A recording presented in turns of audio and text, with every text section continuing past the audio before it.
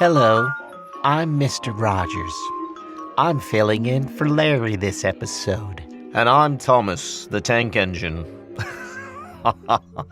I'm Richie, filling in for good old Andy. Richie, you were a member of the Beatles, weren't you? Why, yes, Fred, I was. Kids at home, can you say Beatles? Oh, very good, all of yous.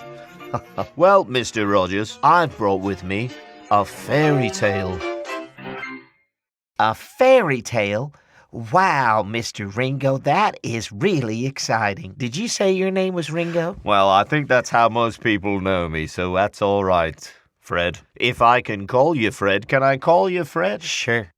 Fred is what my friends call me. And we're friends. Well, that's fantastic. A fairy tale. Well, Ringo, that is very exciting. I'll bet the kids listening would love to hear it. Can we ask you to read it to us? Well, certainly. I'd love to. Once upon a time, there was a little band from a tiny village called Liverpool. They had magical musical abilities, and they were loved by everyone in Merseyside. Oh, the Beatles came from there. Could this be about them? It never occurred to me. Anyway, one day, Sir George Martin, Lord of Parlophone in the kingdom of EMI, heard the band and said unto them, "You are surely the greatest, most musical band I have ever heard. I shall take you under my wing. You will become the most famous, the most successful group the world has ever seen." And so it came to pass. Hey, kids, look, Andy is here. What was that all about? Well, you're interrupting the fairy tale, Andy. That's not really where the story ends. It's only just beginning.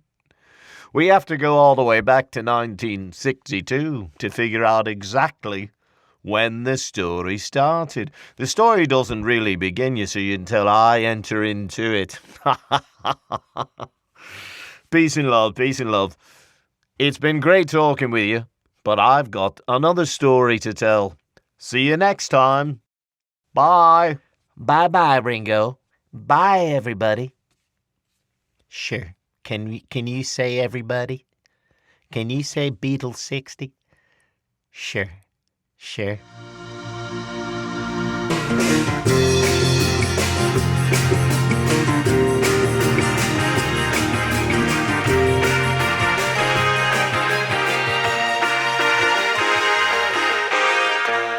Who let those guys in here anyway? And that story? You kidding me?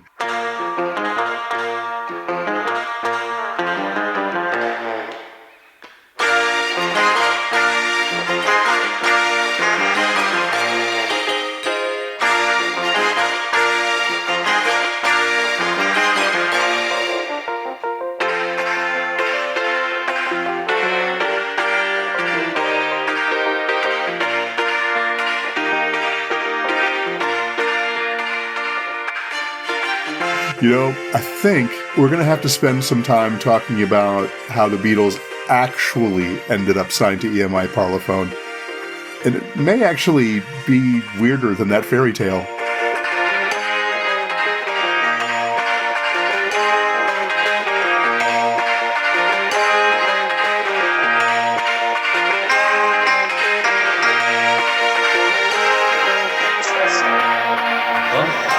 Twisted.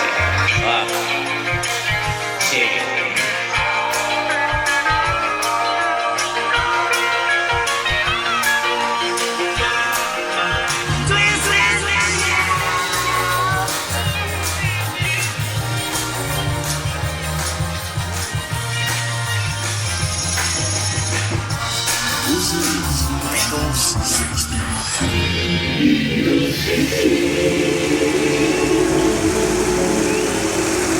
60 years ago today. 60 years ago today. 60 years ago. Okay, it's spring 1962. They head back to Hamburg. You know, many people collapse the history of the Beatles in Hamburg into one time, one or two clubs, 10,000 hours, says Malcolm Gladwell, with a consistently brutal onstage schedule, terrible amps, harsh living spaces with no private bath, mediocre earnings, etc., etc.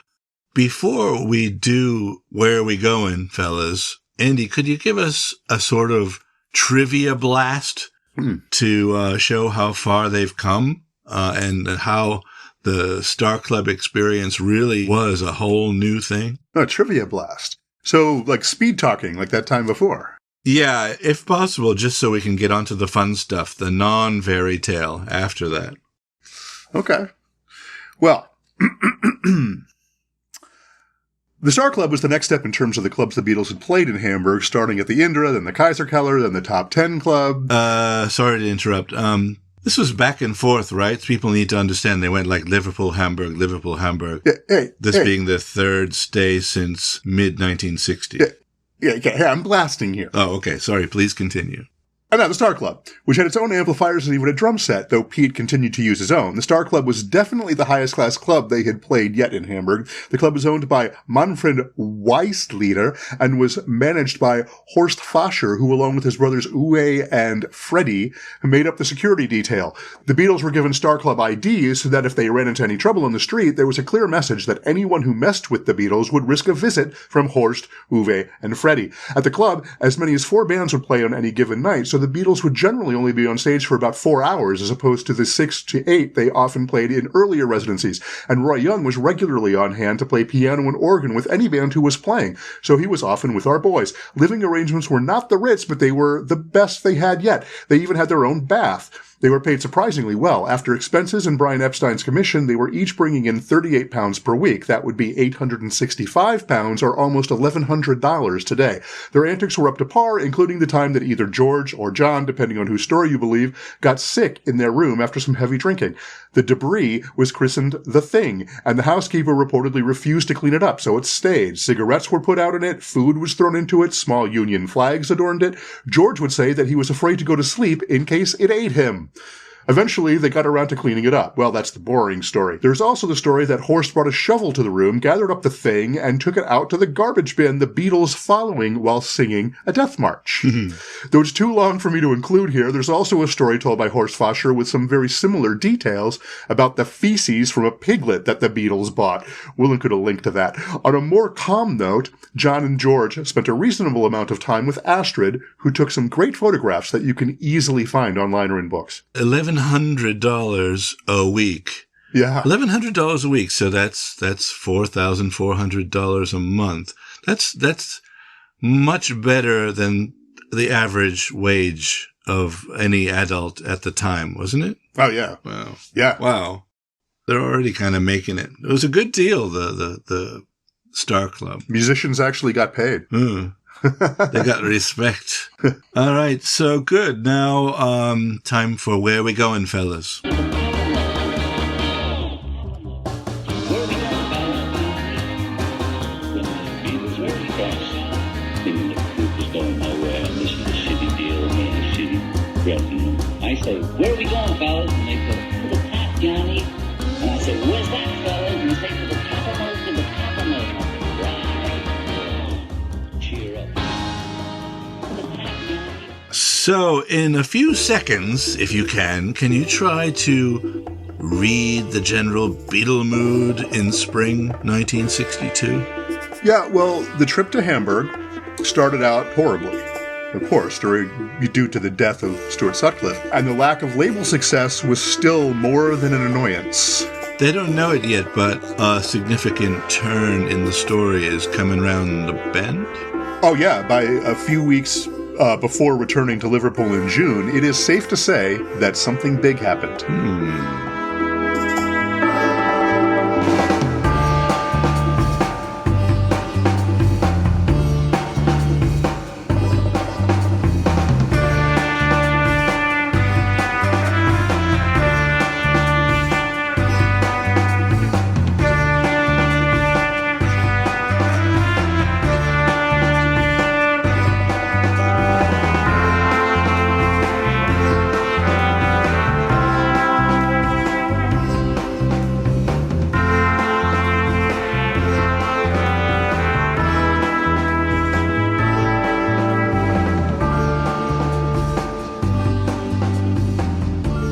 It's a great mood swing from a tragic loss at the start, right from day one when they land in Hamburg, to a sudden step forward with EMI, they find out from a telegram, is signing the big something. It is. And it happened in a very different way from that fairy tale. And there was another extremely important and exciting development to go along with that we'll get to a little bit later. Back to the non-fairy tale. Tell us briefly about L.G. Wood and Joe Lockwood. These guys play important roles. They're not as famous as the Beatles, but they matter a lot. We can find out more about them in future episodes, but can you sort of introduce them to us? Yeah, Joe Lockwood was the chairman of EMI. He had very importantly been responsible for EMI's buyout of Capitol Records in the U.S. Considering that he had done that, his importance is going to rise quite a bit in another year or so. Right. So now the buyout was in 1955. I think that's also when they bought out other labels as well. Parlophone probably around the same time. And so that happened. Then there was in the current period in 1962, these guys play a role, at least L.G. Wood does in the current period. Right. And then we'll see later on in a couple of years or a year and a half or so, we'll see that at the end of next year, they'll play a role in finally dealing with Capitol in America, their label in America. Right. Not to get into too much detail, but just to clarify, EMI became the majority owner of Capitol Records in 1955. EMI was contractually, by the terms of the acquisition, supposed to take a hands-off approach to Capitol's A&R decision-making. But next year, we'll see, at the end of 1963, Sir Joe wisely will send L.G. Wood across the Atlantic to intervene in their American label by mandating that they put the Beatles on the label. But I'm getting way ahead of things. Let's get back to 1962. You're right. Yeah. So L.G. Wood, as you've been talking about, he was the EMI Records Division Managing Director. So he had final approval over who was going to be signed to any of EMI's labels, including Columbia, where Norrie Paramore and Cliff Richard were, and Parlophone. He had been involved in EMI's initial rejection of the Beatles earlier in the year, but then they came back to his attention via a different path that we'll be getting to. I know what the story is because I know from you. I know from preparing for this, and I just can't wait to get to that. I don't want to spoil your telling, but quickly, I do want listeners to notice how Martin has the Beatles dumped on him, basically. He doesn't mind it, but it's a main point I'm sure Andy will explain in detail. It's useful to emphasize, so I don't mind being a little bit redundant here. Martin was okay with taking them on, it turns out. Which wasn't the effect that was intended. You're right. You know, the people who dumped him on him. Yeah. They didn't expect him to be happy about it, but he didn't mind. But the important point is he didn't seek them out at all. He'd already given Epstein a no thank you a couple of months ago, right? Yeah, it's true. In fact, when Martin met with Brian Epstein on February 13th, 1962, and listened to the recordings, Martin would later remember that he didn't care for the Beatles at all. So the fairy tale version is plain false. The nice, neat little fairy tale is false, yes. Dismissed. Danke. This is... Oh, Schultz, wait. Dismiss seems such a harsh word. Let us rather say, Auf Wiedersehen. Auf Wiedersehen. From what I understand, the real story is a perfect example of how a true story can be stranger than fiction. What was this quirky but real path that Epstein took finally to get them on Parlophone and tell us how the Beatles would, in fact, come back to EMI's attention like out of left field. Well, yeah.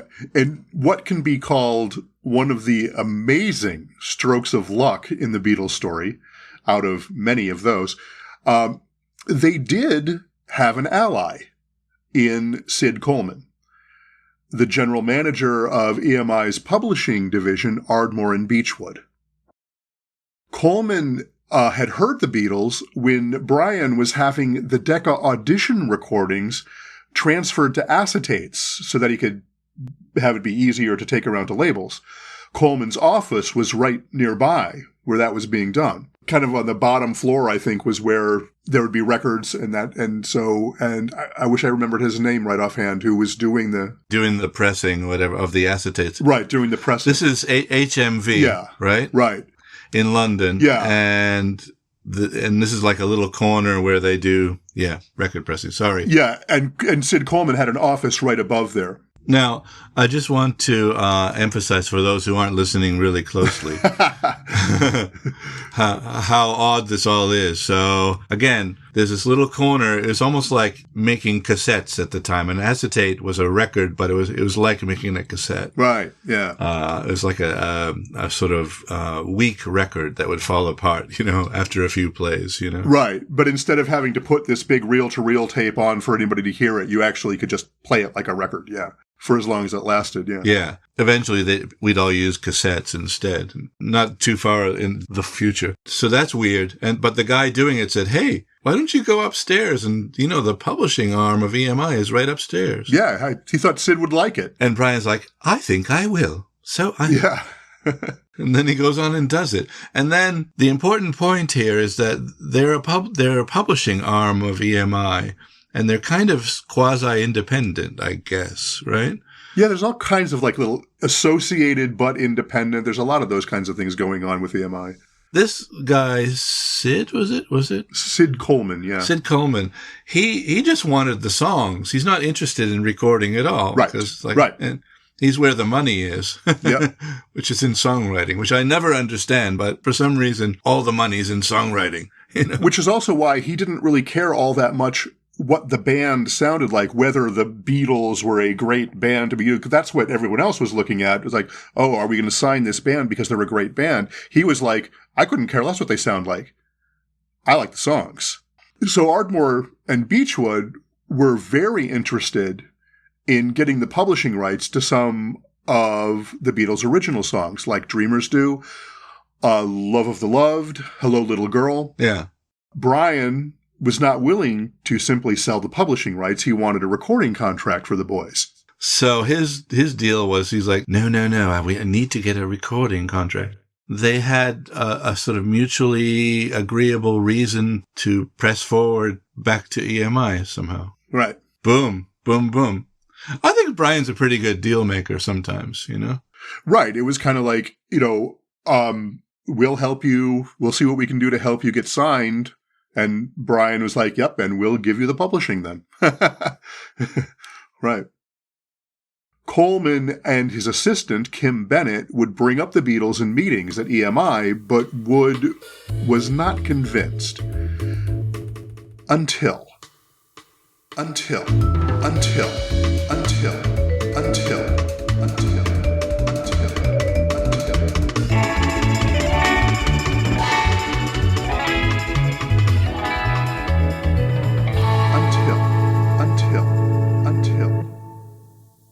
Hey, listener,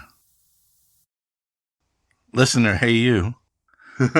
This is one of those moments where if you're in your car, you want to pull over maybe, or if you're washing dishes, really focus. If you're pushing your baby or riding a bicycle or something, this is where you want to slow down and really listen, because it's such an important twist in our story, and it's such a weird twist, okay? So far, we have one half of what was driving Len Wood, who's George Martin's boss. He was being pushed or pressured to sign the Beatles, but this pressure wasn't, I don't know if it was strong enough just to get the publishing rights for Sid Coleman, if that would be a strong enough reason for him to have signed the Beatles to a record deal. He might have told Sid and Brian no. We don't know that, actually. Okay? We don't need to know that because that's not what happened. He did. He did sign them. But the important thing is there's something going on internally. So he's getting pressure externally from Brian and from Sid, and he's getting not pressure internally. It's weirder than that. He's getting a situation coincidentally that arose on the inside EMI, inside Parlophone, at exactly the same moment. So Wood was prompted from both the inside and the outside at the same time, and inside it was a George Martin problem. Andy will explain. So George Martin. Yeah. Yeah, so George Martin, a Catholic married man with 2 children, had been having an affair with his secretary, Judy Smith. What? For at least, for at least a couple of years at this point. Huh. It was a closely guarded secret, and just to be fair, obviously that's a very personal thing, and I'm not going to go into judging. I'm not going to, like L.G. Wood did, but we'll get there in a second. Sir George Martin and Judy did stay together for the rest of his life. There's that. Right. So it's not a Me Too thing, and we never do apply current day mores to the past. So, but right. Yeah. It was a closely guarded secret, but L.G. Wood figured it out and was enraged. He was a religious man, so he was offended on moral grounds, but it was also happening right under his nose, and that was unforgivable. Except Martin was far too successful and valuable to EMI to let go. Mm. There had to be another way to, quote-unquote, punish him. Mm-hmm. So maybe he could kill 2 birds with 1 stone. He also wanted Coleman off his back. So why not go ahead and sign this horrible, unprofessional group from so far away in Liverpool and make George Martin take them at Parlophone Records? Mm. And as you alluded to already, in what may have been extra frustrating to Wood, Martin was like, sure. Because as far as he was concerned, he was just going to make his assistant, Ron Richards, oversee the recordings anyway. Interesting. Yeah. We do see this happen in business relationships all the time, that there is this, mostly when we're doing business, we're positive with our staff internally or externally with our clients or our vendors and so on. But every now and then, we get punitive, And this is one of those cases where LG really wanted to be punitive, didn't he? Yeah, he kind of did. Just wanted to interject one thing. When I listen to podcasts all the time. When I'm washing the dishes, or British would say doing the washing up. Yeah. Or out cycling or whatever. My mind starts to wander sometimes and I miss details. So, just in case anyone missed it, what LG thought he was doing was not simply punishing George Martin, but also getting, what's his name? Sid Coleman. Getting him off his back, Yeah. He thought he was very clever, and he probably was a clever guy. So that's all. So please, continue the story. Sorry. Okay. Well, so George Martin and Brian Epstein would meet on May 9th, 1962 to go over the details, while our boys were still playing in Hamburg.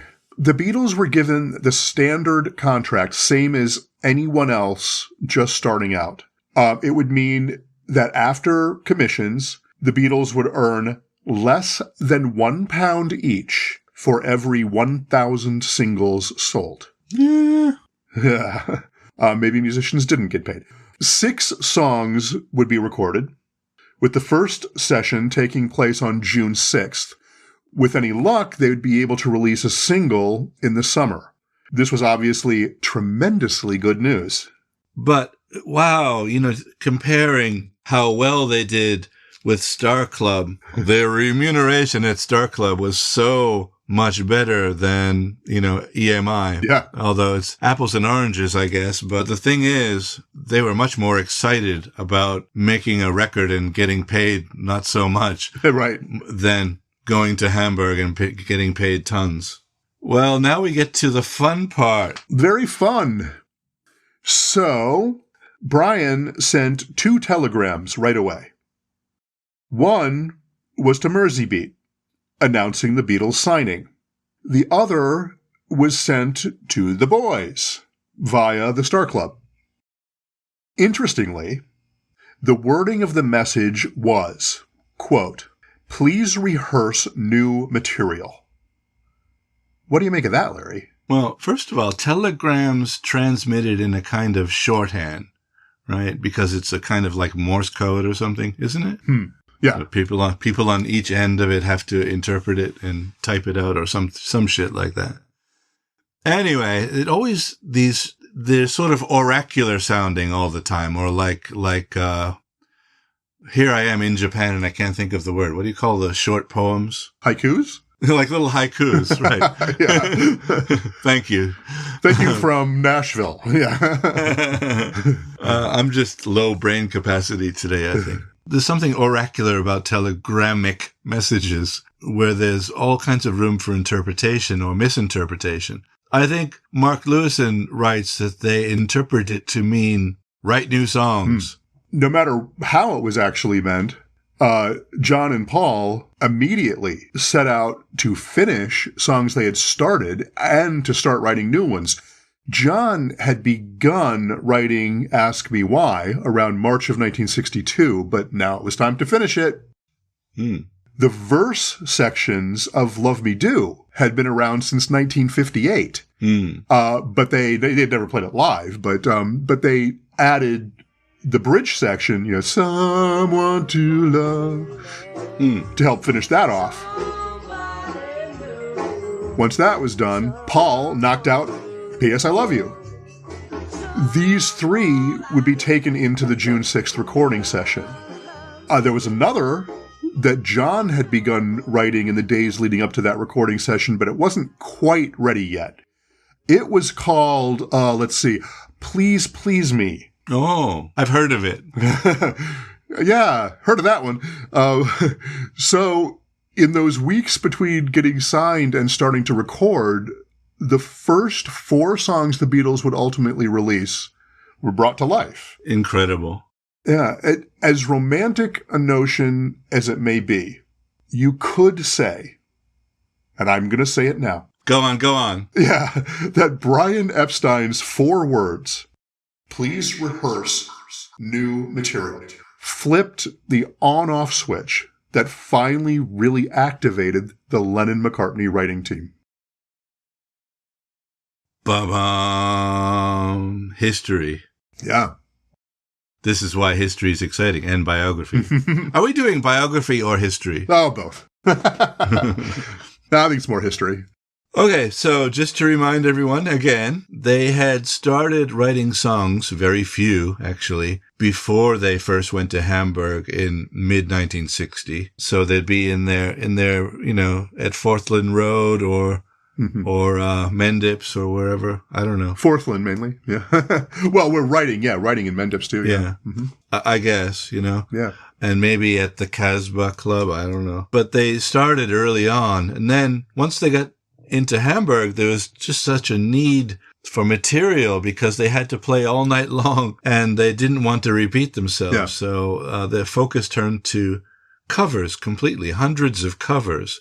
And you can see that in Lewison's Chronicle book. Yeah, right. There's a list of all these covers, incredible amount of entire Carl Perkins albums and stuff, because Indra and Kaiser Keller especially, they played all night long and they avoided repeating any song in a night. Right. Which, other bands didn't follow that. The Beatles were strict with themselves for some reason. It was an interesting little decision they made, but that was very clear. No repeats, even in an 8-hour show. And this is something really important, that the Beatles were kind of headstrong. When they got an idea and they liked it, they did it, Yeah. It's like, should we do that? Yeah, let's do it. They did want to differentiate all the time. They didn't want to be like Rory Storm and the Hurricanes or whoever else. What's his face at the Top 10 Club? Tony Sheridan. Yeah. They wanted to be them. Although Tony Sheridan must have had a lot of songs under his belt. I would suspect, yeah. Yes. He was playing just as much, yeah. But anyway, they were doing covers every night. Covers. So we had this period early on, before they became the Beatles, like during when they were all the other things, Quarrymen and Silver Beatles and all that, and all the other odd names. Can you remember any? Johnny and the Moondogs. That's even earlier. Oh, Johnny and the Moondogs. Yes. Long John and the Silver Beatles. Yes. And so in those days, they were actually starting to write songs, and then it was just interrupted for a year and a half, just like playing live all around Merseyside, and, so Liverpool and on the Wirral and at the Cavern and Hamburg. So they just felt, I don't know, they just sort of lost their taste for songwriting, and then whatever.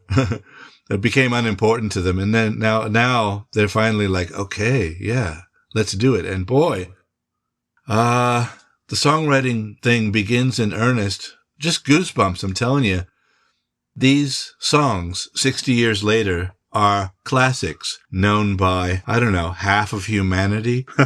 It's just incredible, isn't it? How they would never, if we went back in time with a Doctor Who machine or in the Wayback Machine and told them, and we told them, they'd be like, oh, you daft. Like, no, these will become some of the most popular songs of the decade. Yeah, they may have just said, yeah, we know. Yeah. I suppose.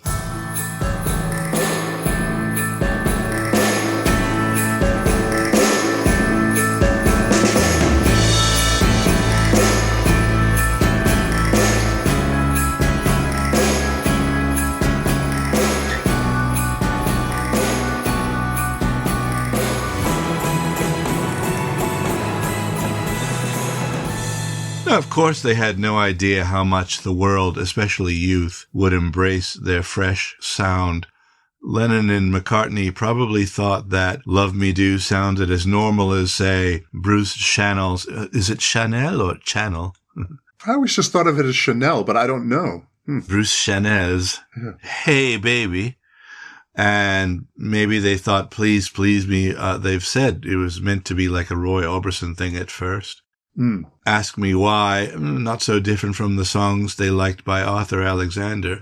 So they probably didn't think this was such a big deal. They must have known that they were fresh in a few different ways. Still, they don't know what we know, that 1962 is about to become such a great year for them. They wouldn't feel legit until they could get a single pressed and get national airplay. Right. This podcast is still in season 1, which covers the whole Pete Best era. Back in the early 60s, outside of Merseyside, we would come to know them as John, Paul, George, and Ringo. So if you're from, maybe in Manchester, you might have known Pete. But beyond that, in the south of England, in Sweden and France, and then in the USA, we knew them as John, Paul, George, and Ringo. We never heard of Pete at the time, you know? And we'll, in fact, start season 2 when Ringo joins later this summer. To most of us, I think that the Pete Best era feels like a prequel where the boys could still walk around anywhere and not be mobbed by fans. Now, this coming transition is going to be so exciting to follow. Their brand is coming into focus, and the public, at least in Britain, will soon become familiar with them. This is the time we really want to get daily doses of their experiences. Yes, we do. It's as if we're finally headed toward the future that we knew as kids from the outside. Each of us has his or her story as fans. I remember their first records because I was raised by 3 older sisters. I was probably a bigger fan at age 3 in 1964, early 64, than I am now. Before that, I have no memories of anything before that time. Before the Beatles, there was nothing. Because I was 3 and there's just, my brain didn't form memories. This prequel is making me feel like I've never been born. Just kidding. Never mind 1964. We're still in 1962. The Beatles are headed to become those guys we saw on their first records, the records that would enter our homes. Yeah. And now, as we near the end of the Prequel, season 1, we're seeing those first singles in that first album start to take shape. And now, a massage from the Swedish Prime Minister. Hipsters everywhere are getting into this 60 years ago is fucking fascinating thing. We're like a loosely gathered growing community. Now, we're going to try once a month streaming audio live just for those of you who listen here, like a bonus thing. It'll be great. We appreciate listeners who stay with us all through the regular podcast, so this is for you in particular, an exclusive for real loyal listeners here. So we can call this secret bonus monthly event. Wait for it. Beatles 60 Live. Beatles 60 Live.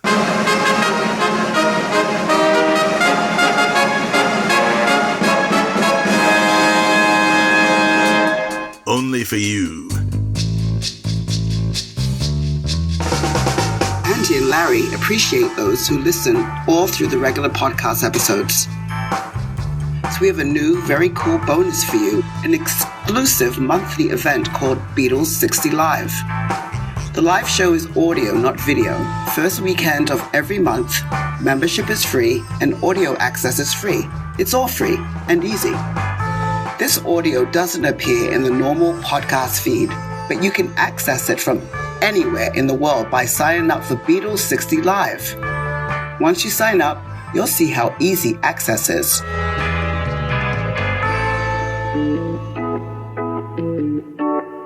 Okay, here's how you find the members page. There's just one simple little trick. See this episode notes. Find the Beatles60.group link. Open that in any browser. To get to the secret live page for members, just add live at the end. So it's Beatles60.group/live. Again, Beatles60.group/live. The first time you get there, you'll have to sign up. It takes just a couple of seconds. Just enter any name and valid email, and you're there. Bob's your uncle.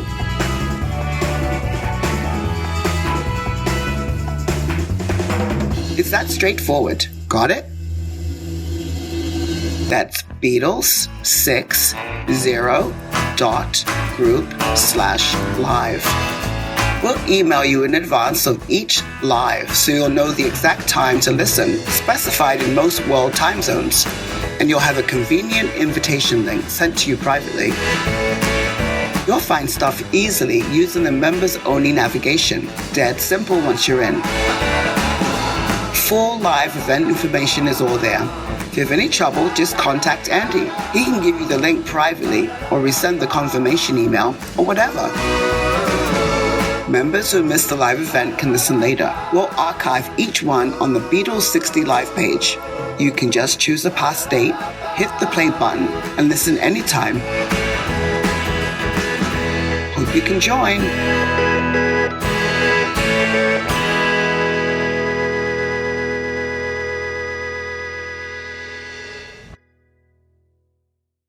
All right, really quickly. You may notice that Barmy Old Codger has disappeared from social media. I can now be reached on the web, on Facebook, and on Twitter as Barmy Beatle Blog. Now you know. Barmy Old Codger is no more. I got it. You got it, yeah. And I think that's about it. But hey, this needs to be said. The voices spewing fairy tale craziness at the top of this episode were acted by the talented and funny Eric Howell. He is the creator of BeatleDrama.com, which is kind of like listening to an old-time radio broadcast. But this one is telling the story of the Beatles. It is not to be missed. See the link in the show notes. I guess I'll see you next time, Larry. Yeah, see ya, mate. And thank you, Eric.